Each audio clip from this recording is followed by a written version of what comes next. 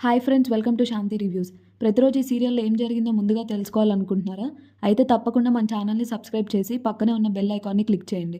అప్పుడు మేము video post చేయగానే అందరికన్నా ముందుగా ఈ సీరియల్ రివ్యూని మీరే తెలుసుకోవచ్చు. ఇందిరా ప్రేరణతోటి ఒకవైపు అగన, ఒకవైపు ఈ మినిస్టర్ ఇద్దరు ఎప్పుడు ఏం చేస్తారో అని చస్తూ బతుకుతున్నానరా. అయ్యో అమ్మా, నిన్ను ఇలా బాధ పెట్టాలని నాకు లేదమ్మా.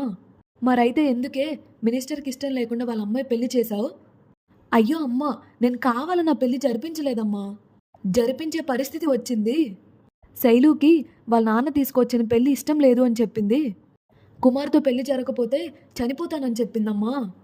కూతురు జీవితం కన్నా తన పరువు, తన పదవి ముఖ్యం అనుకున్న మినిస్టర్ శైలుని కంటికి రెప్పలా చూసుకునే కుమార్ మనస్తత్వం చూసి నన్ను వాళ్ళిద్దరికి పెళ్లి జరిపించేలా చేసిందమ్మా. ఇప్పుడు చెప్పమ్మా, నా వల్ల శైలు చనిపోవడం నీకిష్టమా? ఒకవేళ ఈ పెళ్లికి నేను ఒప్పుకోకపోయి ఉంటే శైలుకి నేను చేసిన అన్యాయం నా జీవితాంతం వెంటాడేదమ్మా. అది నాకు ఇష్టం లేదు, అందుకే నేను ఇలా చేశాను. నిజానికి శైలుకి నీలాంటి అమ్మ ఉండుంటే తనే దగ్గరుండి ఈ పెళ్లి జరిపించేది. నీ స్థానాన్ని నేను తీసుకొని ఒక మంచి పని చేశానన్న తృప్తి ఉందమ్మా నాకు. అప్పుడు ఐషు ఇందిరాతోటి ఆ తృప్తి నీకు కూడా ఉంది, కానీ నువ్వే మా పైన అసంతృప్తిగా ఉన్నావు. మీ దృష్టిలో అది మంచి పని అయి ఉండొచ్చు, కానీ వాళ్ళ దృష్టిలో అది చెడు పని అయింది కదా. అది చాలు కదా వాళ్ళు మనల్ని ఏదన్నా చేయడానికి అని అంటే, అప్పుడే సుధా అక్క, నీ టెన్షన్ అంతా ఆ ఘనాగాడి గురించి, మినిస్టర్ గురించే కదా. ఆ ఘనాగాడికి ఉద్యోగం లేదు కాబట్టి మినిస్టర్ గారు అస్సలు పట్టించుకోరు వాడిని. వాడి వల్ల మనకి ఎటువంటి అపాయం ఉండదక్క. ఇక మినిస్టర్ అంటావా, కూతురే ఇష్టపడి పెళ్లి చేసుకుంది కాబట్టి ఇక ప్రేరణని టార్గెట్ చేయరక్క. ఇకపోతే ఇందులో సిద్ధు కూడా ఇన్వాల్వ్ అయ్యాడు కాబట్టి సిద్ధు వాళ్ళ నాన్న పెద్ద బిజినెస్ మ్యాన్, ఏదో ఒకటి చేసి ఆ మినిస్టర్ని కూల్ చేసేస్తాడు. సో ఏ రకంగా చూసుకున్నా కూడా ప్రేరణకి ఏం కాదక్క, నువ్వు ధైర్యంగా ఉండు. ఆడపిల్ల తల్లినిరా, ధైర్యంగా ఉండాలన్నా కూడా ఉండలేను. ఈ తల్లి బాధని వీళ్ళు అర్థం చేసుకుంటేనే నేను ధైర్యంగా ఉండగలను. ఇంకలా తర్వాత సీన్లో ఘనా మినిస్టర్ వాళ్ళ ఇంటికి వెళ్తాడు. అప్పుడు మినిస్టర్ ఘనాని చంప మీద ఒకటి కొడతాడు. ఒక్క 10 నిమిషాలు, కేవలం 10 నిమిషాల ముందు నువ్వు వచ్చుంటే నా కూతురు పెళ్ళి ఆ కుమార్ గారితో జరిగి ఉండేది కాదు. అంతా నీ వల్లే జరిగింది. నీ వల్లే నేను తలదించుకోవాల్సిన పరిస్థితి వచ్చింది. అసలు నీ మొహం కూడా నాకు చూపించుకో, పో నువ్వు అసలు ఇంట్లో నుంచే. అప్పుడు గనా, సార్ అవసరం నాది అని పవర్లో ఉన్న మీరు ఏం చేసినా ఎంతన్నా పడతానని అనుకోకండి సార్. నేను 10 నిమిషాలు ఆలస్యంగా వచ్చానని అపార్థం చేసుకుని నా మీద చేయి చేసుకున్నారు. కానీ గంట ముందే నేను మీకు ఆ కుమార్ గురించి చెప్పాలని ఫోన్ చేశాను. మీరు లిఫ్ట్ చేశారా? లేదు. కనీసం మీరు నాకు నేను పలానా చోటున్నానని నాకు మెసేజ్ అయినా పెట్టారా మీరు? లేదే. తప్పంతా మీరు చేసి నన్ను అంటారేంటి ఇప్పుడు? నిజానికి మీరు నేను చేసిన పనికి గ్రేట్ అని పొగడాలి. మీ సొంత కూతురు ఎవడినో ప్రేమిస్తుందని తెలుసుకున్నారే కానీ వాడి కుమారే అని తెలియజేసింది ఎవరు? నేను. పదవి ఉన్నా మీరు చేయలేని పనిని పవర్ లేకపోయినా చేయగలను అని చేసి చూపించాను సార్ మీకు. నువ్వు చేసి చూపించిన ఫలితం ఏముందయ్యా నాకిప్పుడు? జరగాల్సిన గౌరవం ఆల్రెడీ జరిగిపోయింది కదా. నా పరువు పోయింది. అప్పుడు గాన దానికి కారణం కూడా మీరే సార్. అవును సార్, మీరే. మా అమ్మాయి గురించి తెలుసుకోమంటే నేను తెలుసుకునేవాడిగా. సార్ మీకు నేను చాలాసార్లు హెల్ప్ చేశాను, అయినా ఈ విషయం మీరు నాకెందుకు చెప్పలేదు? నన్నెందుకు నమ్మలేదు? నాకు ఈ పని అప్పగించుంటే మీకు ఈరోజు ఈ బాధే ఉండేది కాదు. ఒకసారి నిన్ను నమ్మే వచ్చాను, ఏం చేసావు? నా కూతుర్ని లవర్ని పట్టుకున్నాను, వాడిని చూపిస్తాను అని చెప్పావు. నా కూతురు ముందే నన్ను ఫూల్ని చేశావు. అక్కడే నా కూతురికి అనుమానం వచ్చి జాగ్రత్త పడింది. ఎవరికి చెప్పకుండా ఆ కుమార్ గారిని పెళ్లి చేసుకుంది. ఇప్పుడు ఇదంతా నీ వల్లే కదా జరిగింది. నువ్వు అలా చేయకుండా ఉండుంటే నా కూతురు నా దగ్గరే ఉండేది. నేను చెప్పిన వాడినే పెళ్లి చేసుకొని ఉండేది. అసలు నిన్ను నేను ఎలా నమ్మమంటావు అనంటే అప్పుడు గాన బాగుంది సార్, బాగుంది. మీకు మేలు చేయాల్సింది చూసిన నేను నాకు తిట్లు పడుతున్నాయి. ఆ కుమార్ గారికి శైలుకి పెళ్లి చేసిన సిద్ధు ప్రేరణకేమో అందరి ముందు ప్రశంసలు. సార్ మీకు ఇది అన్యాయం అనిపించట్లేదా? సార్ ఇప్పటికీ మీరు నాదే తప్పు అంటే పర్లేదు, జరిగిన దానికి మీ కాళ్ళు పట్టుకొని నేను క్షమాపణ చెప్తాను. ఇప్పటికీ మీకోసం నేను ఏదైనా చేయడానికి సిద్ధంగా ఉన్నాను సార్. చెప్పండి సార్, మీకోసం నేను ఏం చేయాలో చెప్పండి, నేను ఏదైనా చేసేస్తాను సార్ చెప్పండి అనంటే అప్పుడు మినిస్టర్ గట్టిగా నీ అవసరం నాకు లేదు, నేను చెప్పింది చేసి పెడతావనే నమ్మకం అంతకన్నా లేదు నీ మీద. ఇది నా కూతురు విషయం. నా పరువుకి సంబంధించిన విషయం. నేనే చూసుకుంటాను. నా కూతుర్ని తిరిగి నా దగ్గరికి ఎలా రప్పించుకోవాలో నాకు బాగా తెలుసు. నువ్వు ఈ విషయంలో అస్సలు జోక్యం చేసుకోకూడదు. ఒకవేళ జోక్యం చేసుకోవాలనుకున్నావు అనుకో, నువ్వే పోతావు. పో ఇంక ఇక్కడి నుంచి అని అంటాడు. అప్పుడు ఘన ఒక్కసారిగా షాక్ అయిపోతాడు. ఇంకా ఘన అక్కడి నుంచి వెళ్ళిపోయాక మినిస్టర్, ఏ ప్రేరణ సిద్ధు, మిమ్మల్ని మాత్రం అస్సలు వదలను నేను. ఇంకా అలా తర్వాత సీన్లో ప్రేరణ సిద్ధు ఇద్దరు ఒకళ్ళొకళ్ళు జరిగిన విషయాల గురించి ఆలోచిస్తూ ప్రేరణ సిద్ధుకి అసలు ఎలా ఉన్నాడో ఏంటో ఏం జరిగిందో అక్కడ అని కాల్ చేద్దాం అనుకుంటుంది. అదే టైంలో సిద్ధు కూడా ప్రేరణకి కాల్ చేద్దాం అనుకుంటాడు. ఇద్దరి కాల్స్ ఒకరికొకరు కాల్ చేయడం వల్ల బిజీ వస్తూ ఉంటుంది. అప్పుడు ప్రేరణ ఎవరితో మాట్లాడుతున్నాడు ఈ టైంలో అనుకుంటూ ఉంటుంది. సిద్ధు కూడా తను ఎవరితోనో మాట్లాడుతున్నట్టుంది అని అనుకుంటాడు. మళ్ళీ కొంచెం సేపు ఆగి ఇద్దరు ఒకరికొకరు ఫోన్ చేస్తూ ఉంటే మళ్ళీ బిజీ వస్తుంది. అప్పుడు సిద్ధు ఈవిడ గారు ఎవరితో మాట్లాడుతుందో కంటిన్యూస్గా బిజీ వస్తుంది అని అనుకుంటూ ఉంటాడు. అసలే తనని వాళ్ళ అమ్మగారు ఏమన్నారో అని నాకు టెన్షన్గా ఉంది. తర్వాత మళ్ళీ ప్రేరణ ఫోన్ చేయగానే సిద్ధు ఫోన్ రింగ్ అవుతుంది. అప్పుడు సిద్ధు ఫోన్ ఎత్తి హలో అనగానే అప్పుడు ప్రేరణ నీకు కొంచెమైనా కామన్ సెన్స్ ఉందా అసలు? యువతలు నీతో మాట్లాడాలని ఎంతో టెన్షన్ పడుతుంటే అది తెలుసుకోకుండా ఇంతసేపు వేరే వాళ్ళతో ఫోన్ మాట్లాడుతున్నావు. ఓ హలో హలో హలో ఆ ముక్క నేను అడగాలి నిన్ను. ఇందాక నుంచి నేను నీతో మాట్లాడాలని ఫోన్లో ట్రై చేస్తూ ఉంటే కంటిన్యూస్గా బిజీ వస్తుంది. నేనెవరితో మాట్లాడలేదే, నీకే ట్రై చేస్తున్నాను కదా అని అంటే అప్పుడు సిద్ధు కూడా నేను కూడా అంతే, ఎవరితో మాట్లాడట్లేదు, నీకే ట్రై చేయబోతున్నాను కానీ బిజీ వస్తుంది. ఓ అంటే ఇంతసేపు మనం ఒకరికొకరు చేసుకుంటున్నామా, అందుకే కంటిన్యూస్గా ఎంగేజ్ వస్తుంది. ప్రేరణ నీకంతా ఓకే కదా, అక్కడ గొడవేం అవ్వలేదు కదా? అది గొడవ అని నేను అనుకోవట్లేదు, నాకేమవుతుందో అని మా అమ్మకి భయం ఎక్కువైంది. ఆవిడికి నచ్చ చెప్పడానికి నా తల ప్రాణం తోక్కొచ్చింది. నాకు ఇవన్నీ మామూలే సిద్ధు, నీకు అక్కడ ఎలా ఉంది అని అంటే నాకు కూడా మామూలే. కాకపోతే ఉన్నాడుగా పెద్ద మనిషి, తనే ఎప్పటికంటే ఈసారి ఇంకొంచెం ఓవర్ యాక్షన్ ఎక్కువ చేశాడు. దాంతో మా అమ్మ చాలా భయపడింది. నేను తనకి ధైర్యం చెప్పాను అనంటే అప్పుడే ప్రేరణ చూసావా, మనకి ఇలాంటి పరిస్థితులు రాకూడదనే కుమార్ శైలుల పెళ్ళి మినిస్టర్ గారిని ఒప్పించి చేద్దామన్నాను. కానీ నువ్వే ఆయన ఆశీర్వాదం ఉంటే చాలు, ఆయన అనుమతితో ఏం సంబంధం లేదు, ఏం అవసరం లేదు అన్నావు. అలా చెప్పి మన వాళ్ళని ఇప్పుడు టెన్షన్ పెట్టావు అనంటే అప్పుడు సిద్ధు నిజం చెప్పు ప్రేరణ, నేను ఏ పరిస్థితిలో ఆ నిర్ణయం తీసుకున్నానో నీకు తెలీదా? అసలు మనం ఏం చెప్పినా కుమార్ శైలులు వినే పరిస్థితిలో ఉన్నారా? వాళ్ళ భయం పోగొట్టడానికి మనం కలిసి పెళ్లి చేయకుండా ఉండలేకుండా తప్పలేదు. కానీ ఇప్పుడు మన వాళ్ళ దృష్టిలో అదే తప్పైంది సిద్ధు. ప్రేరణ ఒక మంచి చేయాలి అంటే ఇలాంటివి తప్పవు. అయినా జరిగిన గొడవని చూస్తున్నావు కానీ ఈ పెళ్లి జరగడం వల్ల కుమార్ శైలులు ఎంత హ్యాపీగా ఉన్నారో చూస్తున్నావా? అవును సిద్ధు అనంటే అప్పుడు సిద్ధు మరి నా అన్న వాళ్ళ కోసం ఆ మాత్రం కూడా చేయకపోతే ఎలా ప్రేరణ? అప్పుడు ఆ ఫ్రెండ్షిప్కి విలువేముంటుంది ఇంకా? నువ్వు కూడా అదే ఫ్రెండ్షిప్కి విలువిచ్చి నా చెల్లి పెళ్ళి ఘనాతో జరగకుండా ఉండాలి అని నీ ప్రాణాలకు తెగించి మరీ వర్షాన్ని కాపాడావు. మరి నువ్వు ఓ ఫ్రెండ్ కోసం అంత రిస్క్ చేశావు, నేనీ మాత్రం చేయడంలో తప్పేముంది చెప్పు? ఫ్రెండ్షిప్ గురించి నువ్వు ఇంత చెప్పాక ఇంక నేనేమంటాను సిద్ధు అని ప్రేరణ అంటుంది. నీ ఫ్రెండ్గా ఇది కరెక్ట్ అంటాను అని అంటుంది. అప్పుడు సిద్ధు మా అమ్మ నా కోసం బాధపడుతుంది అన్నదానికన్నా ఈరోజు కుమార్ శైలులు మన మీద పెట్టుకున్న నమ్మకం గెలిచింది అని చాలా హ్యాపీగా ఉన్నాను.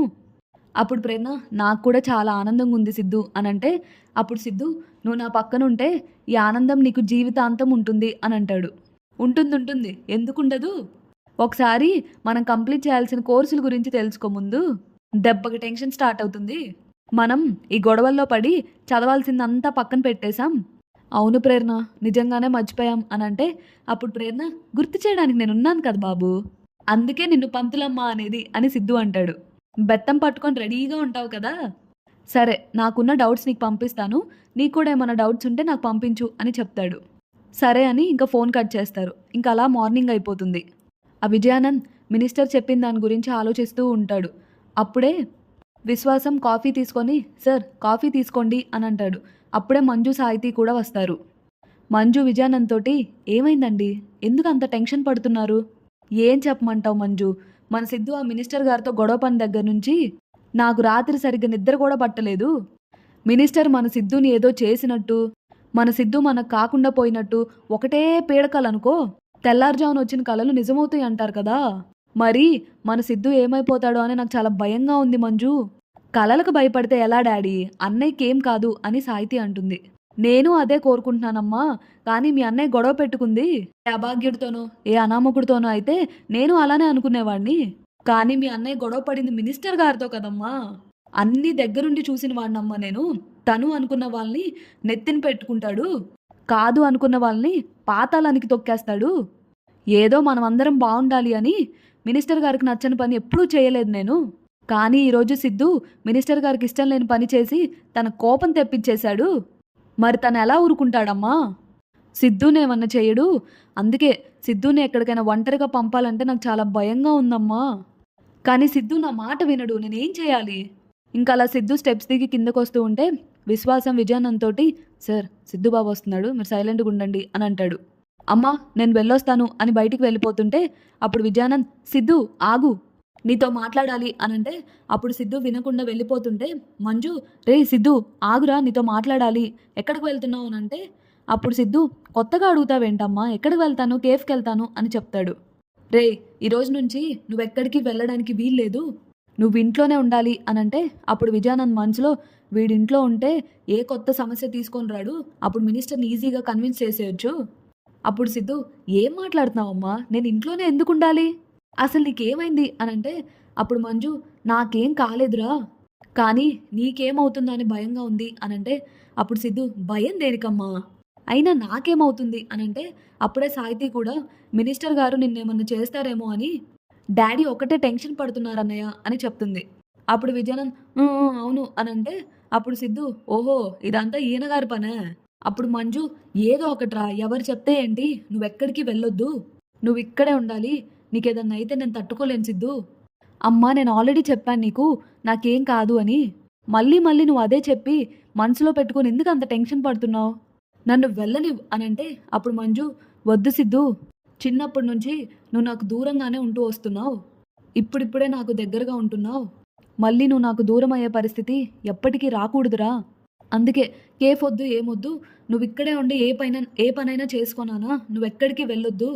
అమ్మా తప్పు చేసిన వాళ్ళే ధైర్యంగా తిరుగుతున్నప్పుడు ఏ తప్పు చేయను నేను భయపడెందుకమ్మా ఇంట్లో దాక్కోవాలి, అలా చేస్తే వాళ్ళ దృష్టిలో నేను కూడా తప్పు చేసిన వాడినట్టు అవుతాను కదమ్మా, అది నాకు ఇష్టం లేదమ్మా, వెళ్ళనివ్వు నన్ను అనంటే అప్పుడు మంజు నాన్న సిద్ధు ఈ అమ్మ మాట వినరా, నువ్వు బయటికి వెళ్ళొద్దురా అనంటే విజయానంద్ కూడా అవును సిద్ధు నువ్వు బయటికి వెళ్ళొద్దు. అప్పుడు సిద్ధు మళ్ళీ నీ స్వార్థం కోసం ఏదైనా ప్లాన్ చేస్తున్నావా, నా కోసమా ఊహు అనంటే అప్పుడు సిద్ధు చూడు నేను వెళ్తాను, నన్ను ఆపాలని చూడకు అనంటే అప్పుడే మంజు సిద్ధు నా మాట విను అని అంటాడు. అప్పుడు సిద్ధు అమ్మా పరిస్థితులు ఎలా ఉన్నా మనం అనుకున్నది సాధించడానికి ధైర్యంగా నిలబడాలని నువ్వే చెప్తూ ఉంటావు కదా, మరి ఏదో జరుగుతుందని నువ్వే నన్ను పిరికివాణ్ణి చేస్తావా, వద్దమ్మా నన్ను నీ కొడుకులా ధైర్యంగా ఉండనివ్వు, అమ్మా నీ ప్రేమ నాపై ఉన్నంతకాలం నాకేం కాదు, తప్పు చేసిన వాళ్ళని ఎదిరించే అంత స్వేచ్ఛ లేకపోతే మనం బ్రతికి కూడా వేస్ట్ అమ్మా, నన్ను వెళ్ళనివ్వమ్మా అని చెప్పి సిద్ధు వెళ్ళిపోతాడు. ఇంకా అలా తర్వాత సీన్లో మినిస్టర్ ఒక అడ్రస్ పట్టుకొని ఆలోచిస్తూ ఉంటాడు. అప్పుడే ఇద్దరు రౌడీలు అక్కడికి వచ్చి ఏంటి సార్ పిలిచారు, ఏమన్నా పని పడిందా అని అంటే అవును పని పడింది అని ఆ స్లిప్ ఇస్తాడు. అప్పుడు ఆ రౌడీలు ఏంటి సార్ ఇది ఇంటి అడ్రస్, ఏమన్నా తీసుకురావాలా వెళ్ళి అని అంటే అవును తీసుకొని రావాలి, ఒకడిని తీసుకొని రావాలి అని చెప్తాడు మినిస్టర్. అవన్నీ మీకు అనవసరం, వాడు లోపల నా కూతుర్ని పెళ్లి చేసుకున్నాడు అని మనసులో అనుకుంటాడు. అక్కడ కొత్త పెళ్లి కూతురులా నా కూతురు ఉంటుంది, తనకు అనుమానం రాకుండా వాణ్ణి ఎత్తుకొచ్చేయండి అని చెప్తాడు. అప్పుడు ఆ రౌడీలు అంటే తను మీ అల్లుడా సార్ అని అంటారు. వాడు నాకు అల్లుడేంటి, వాడిని ఇక్కడికి తీసుకొస్తే నా చేతులతో నేనే చంపేస్తాను అండి, త్వరగా వెళ్ళి తీసుకొని రండి అని అంటే అప్పుడు ఆ రౌడీలు సరే సార్ అంటారు. అప్పుడు మినిస్టర్ రే మళ్ళీ చెప్తున్నాను నా కూతురికి అనుమానం రాకూడదు, వాడికి కూడా తెలియకూడదు మీరు ఎత్తుకొస్తున్నారని, అలా తీసుకొని రావాలి మీరు, ముందు ఆ కుమార్ గారిని లేపేసి తర్వాత ఈ సిద్ధు ప్రేరణ గారిని లేపేస్తాను. ఇంకా అలా సిద్ధు ప్రేరణ ఇద్దరు కేఫ్కి వచ్చి సిద్ధు ప్రేరణతోటి ప్రేరణ ఈ కుమార్ గాడేంటి ఇంకా రాలేదు, చూడు ఎక్కడవక్కడ అక్కడే ఉన్నాయి, వాడికి రోజు రోజుకి బాధ్యత లేకుండా పోతుంది, అసలు మనం తర్వాత ఈ కేఫ్ని వాడికే ఇద్దాం అనుకున్నాం కానీ వీడిలా చేస్తే మన కేఫ్కే చెడ్డ పేరు వచ్చేలా ఉంది, వాడికి ఇప్పుడే ఫోన్ చేసి కడిగేస్తాను అని ఫోన్ తీస్తే అప్పుడే ప్రేరణ అయ్యో సిద్ధు కొంచెమైనా కామన్ సెన్స్ ఉందా నీకు అనంటే అప్పుడు సిద్ధు ఏంటి ప్రేరణ అంత మాట అనేసావు అని అంటాడు. అప్పుడు ప్రేరణ మరి లేకపోతే ఏంటి, కుమార్ శైలుకి కొత్తగా పెళ్ళైంది, వాళ్ళకి ఏ ఒకటి సరదాలు సంతోషాలు ఉంటాయి కదా, మరి నువ్వు ఇప్పుడు ఫోన్ చేసి వాళ్ళ సంతోషాన్ని డిస్టర్బ్ చేస్తావా? కొన్ని రోజులు వదిలేసే, అన్నీ మనమే చేసుకుందాం, ఏమవుతుంది ఇప్పుడు? ఓ హలో, కష్టపడి వాడి పెళ్లి చేసింది మనమే, ఇప్పుడు కూడా మనమే కష్టపడాలంటే ఎలా? పైగా మనం చదవాల్సింది చాలా ఉంది, అందుకే కేఫ్ని వాడికి వదిలేసి స్టడీస్ మీద ఫోకస్ చేయాలి మనం. వద్దంటున్నానా, వాళ్ళు ఫీల్ అవుతారు అని అంటే అప్పుడు సిద్ధు వాడేం ఫీల్ అవ్వడు, ఇటీ నా ఫోన్ అని ఫోన్ తీసుకుంటాడు. నేను చెప్పింది విని పరిగెత్తుకుంటూ వస్తాడు వాడు, చూడు అని చెప్పి వాడికి కాల్ చేస్తాడు. అప్పుడే ఇంకో పక్క కుమార్ శైలుతో ప్రేమగా కాఫీ పెట్టిస్తూ ఉంటాడు. సిద్ధు కుమార్కి ఫోన్ చేయగానే కట్ చేస్తాడు. సిద్ధు మళ్ళీ ఫోన్ చేస్తాడు. అప్పుడు కుమార్ అబ్బా మళ్ళీ చేస్తున్నాడేంటి అని ఎత్తి హలో అనగానే అప్పుడు సిద్ధు ఏంట్రా నీ ఫోన్ కలవట్లేదు అని అడుగుతాడు. ఇప్పుడు కలిసింది కదరా, ఏంటి విషయం, త్వరగా చెప్పు. కాదురా, నువ్వు కోరుకున్నట్టు శైలుతో పెళ్లి చేశాం కదా, మరి హ్యాపీగా నువ్వు కేఫ్కి వచ్చి పని చేయాలి కదా, ఎక్కడవక్కడ అన్నీ వదిలేసావు, మరి త్వరగా వచ్చి క్లీన్ చేద్దుగాని రా. ఇది మరీ అన్యాయం రా, శైలుతో నా పెళ్లి చేశారు బానే ఉంది, కానీ ఇన్ని రోజులున్న మా ఇద్దరి మధ్య ఎడబాటు ఇప్పుడే కదరా పోయింది, మరి కొత్తగా పెళ్ళైన భార్యాభర్తల మధ్య కొన్ని సరదాలు సంతోషాలు ఉంటాయి కదరా, మా ఇద్దరికి ప్రైవసీ ఇవ్వాలని కామన్ సెన్స్ కూడా లేదరా నీకు, పెట్టే ఫోన్ బ్లేడీ అని కాల్ కట్ చేస్తాడు. సిద్ధు అది కవర్ చేసుకోవడానికి అలాగే అలాగే ఓకేరా ఓకే బాయ్ అని అంటాడు. అది చూసావుగా, నేను ఇలా చెప్పానో లేదో, వాడిప్పుడే వచ్చేస్తా అంటున్నాడు, నేను ఎంత చెప్తే అంత వాడికి అనంటే అప్పుడు ప్రేరణ ఓహో చా నిజమా, కుమార్ అన్న మాటలు నేను కూడా వినేశాను, కవర్ చేసుకోవాలని చూడుకు, ఈ ప్రేరణ చెప్పింది విని ఫాలో అవ్వు చాలు. అలాగే మేడం, సదా మీ సేవలో, పదండి. తర్వాత సిద్ధు జయరాం అన్న మాటలన్నీ గుర్తు తెచ్చుకుంటూ ఉంటాడు.